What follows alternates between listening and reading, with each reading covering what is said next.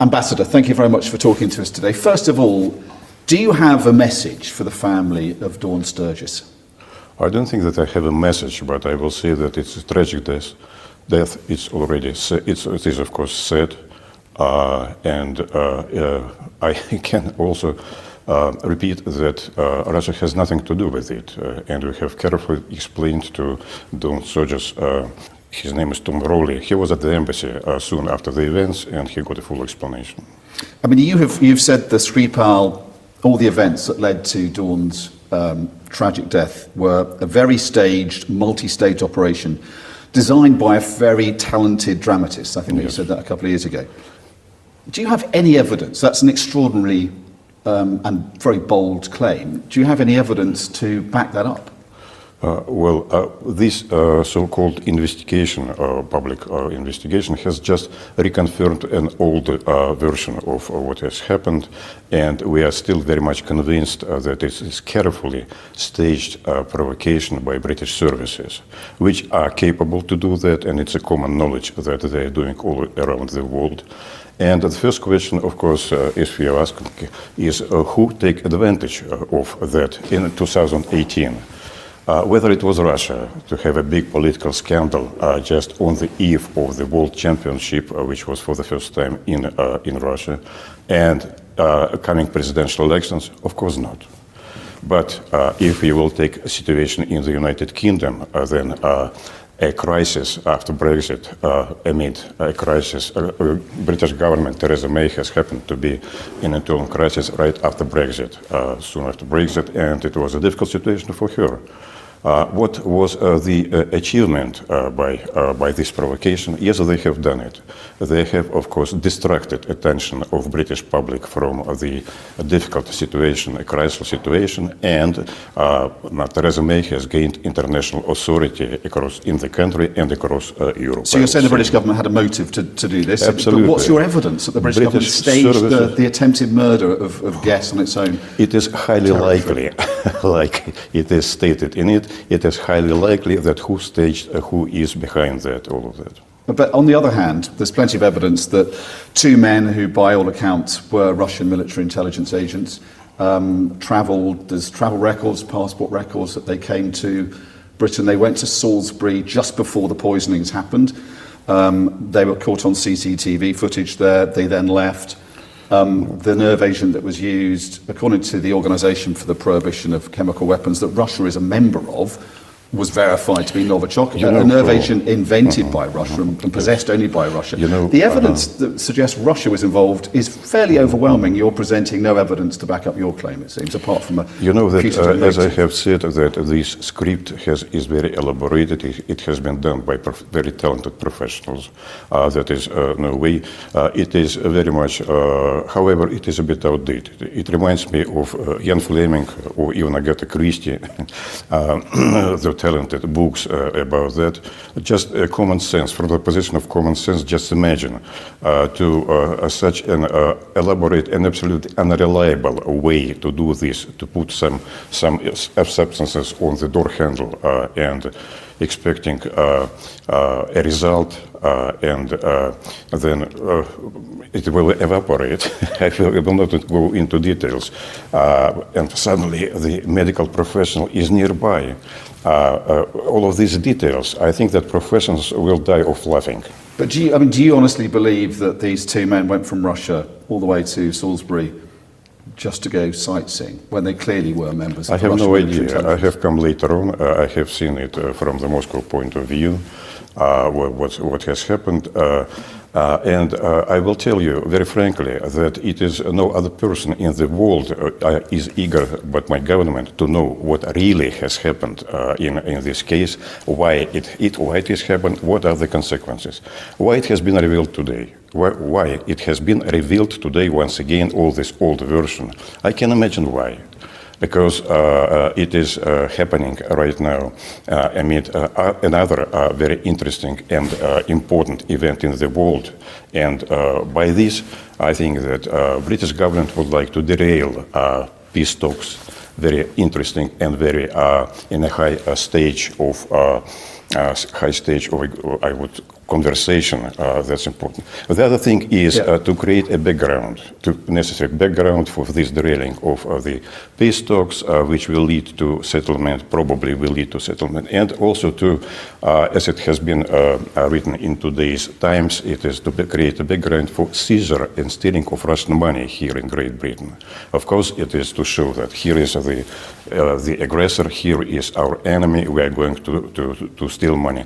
It's a pity that they are using the tragic death of Dawn Sturgess for it's appalling, I will say, that they're using tragic death of Dawn Sturgess for this purpose. Can I ask you again, if they don't have other men, but it is dancing of the graves. But do you believe that these two Russians went to Salisbury to go sightseeing? And when all the evidence is I have no idea. I have never been in Salisbury. What is interesting? But you're saying the government would like to be involved in the investigation. Why not investigate these two men who went to Salisbury we suggested and apparently many took a nerve agent with them? We suggested very many times to British government to have a cooperation on this issue, to investigate it together, to understand what has happened, but it was all rejected, absolutely. About Noviciok, it was rejected in The Hague, it was rejected in UK, it was rejected in Berlin, so we have no means simply to understand that Russia is a member of, verified that Noviciok was used in Salisbury, and that's only invented by the Russians, only possessed by the Russians, isn't it? No, come on. How do you explain that? It happened that a lot of Noviciok happens to be important down. Why and how? And how can they compare it with? So we have very many questions. So that it was taken from Porton down to Salisbury and used to poison. No, I'm not saying that. I'm not saying that. But it was recognized that an amount of Noviciok is in Porton down during that time. But and you believe it was taken from there to poison the Skripals? No. I'm just saying that British government is in possession of Noviciok for this purpose. But all of these issues, all these questions, all these inconsequences, we have put it in the written form to British government, and we have sent it. There are some attempts in this inquiry to answer questions that we have put, but the answers there is simple and absolutely unconvincing that it is really doesn't worth it. If there is a desire, we will send our questions once again, and we will request answers. We will ask for answers. Please answer us about all these inconsistencies in this version over there. Who do you expect people listening to believe? A Russian ambassador who is presenting an argument that the British government was behind this with no evidence, or the British government that has a whole raft of evidence implicating two Russian military agents, travel records, passport records, CCTV footage of them, evidence from the OPCW implicating Russia in the use of a nerve agent in the UK. Who do you expect people watching to believe? Well, I believe in the common sense of British people in the first place. Second, I do not want to go into details because the details that you are mentioning, they are contained in questions that we have put forward to it. We suggest that to get right answers on these things. But as I have said, Russia has nothing to do with that. And if British government is interested to establish with us what has happened, what are the reasons, what is the consequences, I explained it to you. We need a cooperation for that. We understand now motives very clearly of what has happened in 2018 or what is happening now today in November 2025 and why it happened now, why, because, and the reasons for it, as I explained it to you. Well, it happened now because it was an inquiry and the findings of the inquiry have come out now. An independent inquiry into the death of Dawn Sturgess. That's the timing. The conclusions of independent inquiry is based on the statement by one governmental official. He is from the Foreign Office, and he didn't said anything certain. We have read it. He said that perhaps and highly likely, and it could be, and all of that stuff, and on that basis, Lord Hughes has made a conclusion that Russia is behind of that. You were summoned to the Foreign Office yesterday. What was the message given to you in that meeting? The message was, as I have said, nothing new in comparison to the readout of the leaflet that has been published by the UK government. My answer was simple. We understand the reason. We understand the reason because you would like to derail, actually, the efforts that are being taken right now in order to settle Ukrainian conflict. It will be a big strike to it, just to show to the United States that, there are difficulties with Russia, you should not believe it, and all of that stuff. So there are a lot of spy stories. Talking about Ukraine, I mean, yesterday your president said that if Ukraine doesn't give up the Donbass, he will take it by force. That's absolutely right. By what right can he just take the sovereign territory of a neighbor? By what right? It's a long story. If you would like to have it is right now. So we did have a problem with Ukraine because the war did not started in 2002. The war has started 10 years earlier against Russian people and Russia, against those who are speaking Russians in the east of the country by Ukrainian forces. We didn't have other means how to help them, and we continue to help them. It's not about territories at all. It's about people to save the lives and language of those who are speaking Russian on these territories. The head of the Ukrainian Armed Forces has told Sky News today it would be unacceptable to simply give up territory as demanded by Vladimir Putin. But this is not the purpose of our interview. But no, I want to ask you as a very seasoned, decorated, experienced diplomat, do you think this peace process that is involving Stephen Witkoff and Jared Kushner and multi-different tracks, is it going to achieve peace, do you think? Is there light at the end of the tunnel?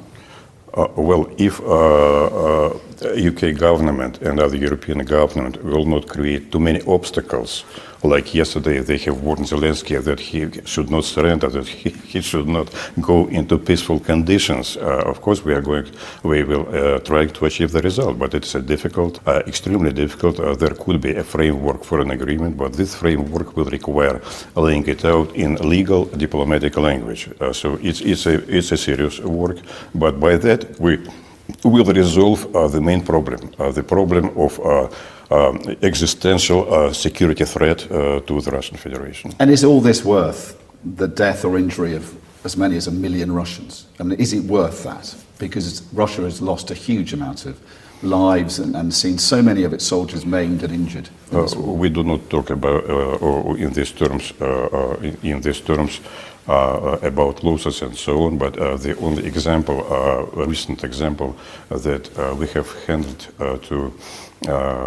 to Ukrainian side recently, 9,000 bodies, and in return we have got something around 30. You just said that Russia would end the war if Ukraine left the Donbass. Is that your government's position? That's all it will take? Absolutely. It's what his president has said. Because the big fear amongst Ukrainians, but also in Baltic nations, is that Vladimir Putin will not stop there. He might stop there for a few years, but he will then move on and take the whole of Ukraine, which he has said in numerous speeches doesn't really have a right to exist. Why do you think he's going to stop in the Donbass? Once again, I have to repeat that we have no plan, no reason or anything else to start the war with NATO at all. But do you think he would then move on and take the whole of Ukraine? Because he has made it pretty clear he doesn't think Ukraine has a right to exist. Well, the President has stated our position a year ago, and even before, and we did not deviate from this position. How do you feel personally? I mean, so many people here are worried about the possibility of a looming conflict at some point with Russia in the approaching future. Does that concern you as well? You've been a diplomat, I think, since 1979, so you've seen threats of war come and go. Are you filled with worry and anxiety about the future at the moment as well? We feel worried because of these remilitarization slogans pronounced in many European capitals who do not want to understand what is happening right now, what has happened before, and what is the real situation. Yeah, there are appeals from the generals or ministers of defense who, of course, have to implement what they are supposed to appeal to. But really, the common sense also should lead us that we have to resolve for us one problem, trying to make out of Ukraine a breakthrough instrument to Russia. It is threatening right now. If we are resolving this problem, then we have no other reasons to continue all of that stuff. We need to settle it once and forever and have an inclusive agreement about European security, normal and reliable and long-term. But as things stand, the way things are going currently, do you think we are getting closer to a wider conflict? This is what we are talking about with Americans. And Americans are talking with Ukrainians. And I hope that out of these conversations, long conversations, talk conversations, the better understanding will come, and we will come to something. How worried are you by the way things are going currently? All the time. How worried I am personally, living in this country, reading the articles that Russian spies are nearly here at every house. Of course I'm worried. But are you worried about the possibility of a wider conflict engulfing Europe? Well, I'm worried about the mood that is now in the political circles of United Kingdom about Russia. This is worries me because they are trying to paint us as a main threat, as an adversary, which is not the case. We do not represent any threat to the United Kingdom. But to Europe, do you think there's a chance? Either to Europe. Is there a chance, though, a greater chance now of war between Europe and Russia than there's been in your career? Yes, of course. Listening to all these statements about the need to prepare for a war, like our president has said recently, 2 days ago, that we do not want to wage a war against Europe, but if Europe would like to wage a war against Russia, then we are prepared right now. That sounds pretty belligerent, I think, to European ears, doesn't it? It's normal, and how she should react. Well, it's the Russian president saying, if you want war, I'm ready for it. That's all right. What should he say? That we are not ready? We are ready. But it sounds threatening, I think, to European ears, don't you think? No. Do you hear what he is saying? That if Europe would like to wage a war against Russia, which happened many times in our history, then we are prepared. Do you think Europe does want to wage war on Russia? But you just, we are going in circles right now, so it has no interest. But from what you're hearing from European diplomats and the mood in the UK, do you think Europe is looking for war with Russia? Diplomats are not saying it. It is, as I have said, these are generals and ministers of defense, sometimes some politicians and all that stuff. Ambassador, thank you very much.